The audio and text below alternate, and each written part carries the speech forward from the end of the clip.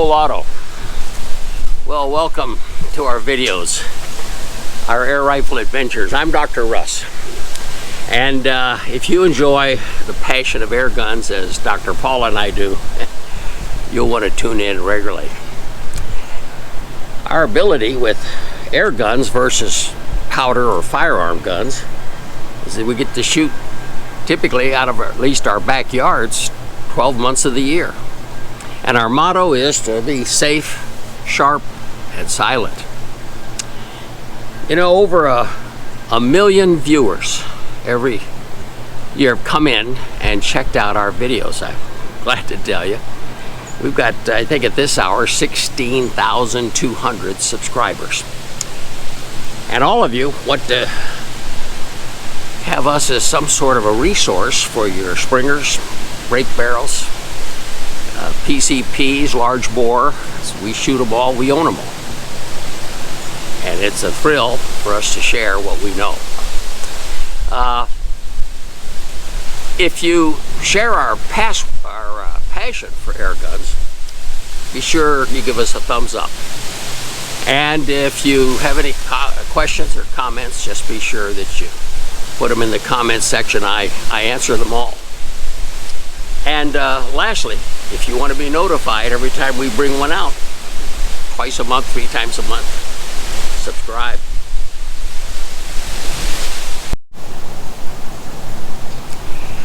Well, I got out the scrapbook for part of our air adventure today.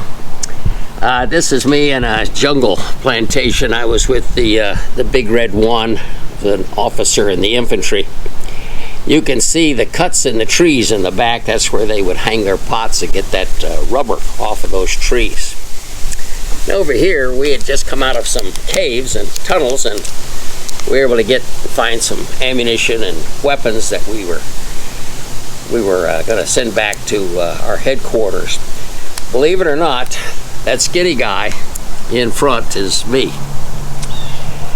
Unfortunately, we find ourselves today with 2 serious wars. We're funding one, and we're racing our Navy to the other as I speak. Fortunately, our young men have not been called up by any draft yet. Thank God. And I continue to pray that that's the case. The Big Red One was named that because it was America's first division. It still is. And I had 4 of these armored personnel carriers. We referred to them as 113s. And they're still being used in both Ukraine and with the Middle East today. They protect our soldiers. Now they're made of aluminum, and a .50 caliber will go through both sides, but fortunately the Viet Cong didn't have many of them. Here's our entire company lined up right here. If we brought back some guns, one of our jobs was to shoot them and make sure they were in working order or not in working order. It was all just part of the job. I had many of my men just bleed out right in my arms. I had 44 when I went. I came back with 28. I was personally shot 3 times, and I still carry a bullet in this left arm. So getting out this old scrapbook and walking through the memories is a little difficult for me.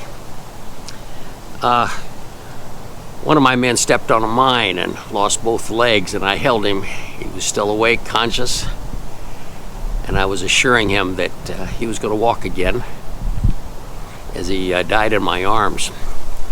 So it was a difficult war, especially a battle called the Tet Offensive, 1968. It's like their July 4th. They hit us with everything, including the kitchen sink. Our company lost about half of its people. We lost the company commander. I was the ranking lieutenant, and so I was a acting captain for a few days till the new greenhorn came in. On several occasions it was rough. On other occasions we just came back to base camp and reloaded everything. I don't think people understand you only get about 13 minutes of firepower. That's about all the ammunition you can carry. So the moment we got into a firefight, I had to get on the radio and start calling for more ammo. And helicopters would come and we'd pop a smoke grenade and identify that we were the purple smoke grenade, because I have to tell you, the Viet Cong were popping smoke too, hoping the ammunition would be dropped to them, and I would say, we're the purple. And so they would drop it in and the battle could continue. Just 13 precious minutes.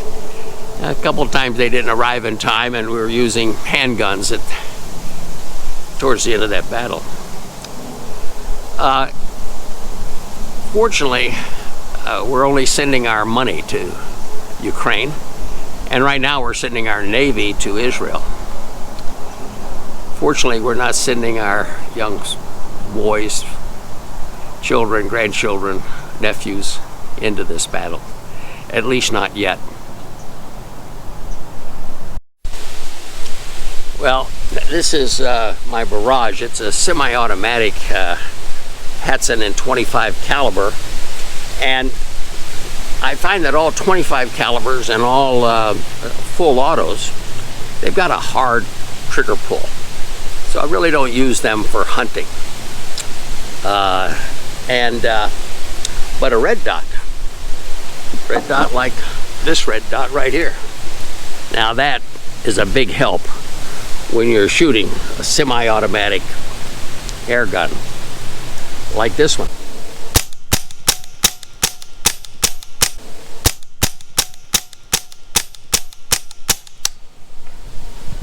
Here's what they called a flying crane, bringing back one of our 113s. You can see wheels and track blown off it after it went through a mine. Here's another one that drove on top of a mine. I'm glad to tell you that while all of us lost our hearing for a while, we didn't lose any lives. Here's a closer picture of that damage of what a mine can do to steel.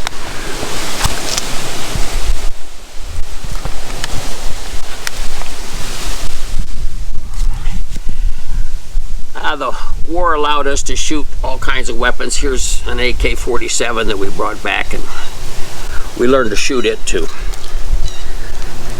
Some of the more fun times while I was in Vietnam. I would be remiss if I didn't share something to you about these two global wars. It's what got me to get an old photo album out to reflect back on some of my own experiences. But as I looked at this Russian-Ukraine war, and as I looked at this Hamas and Israeli war,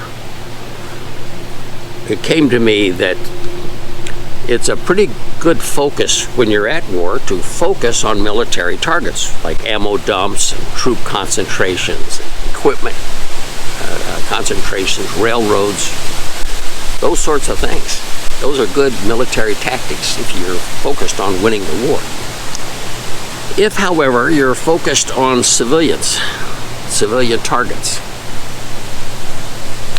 then your focus is all about anger. That's not good for a war.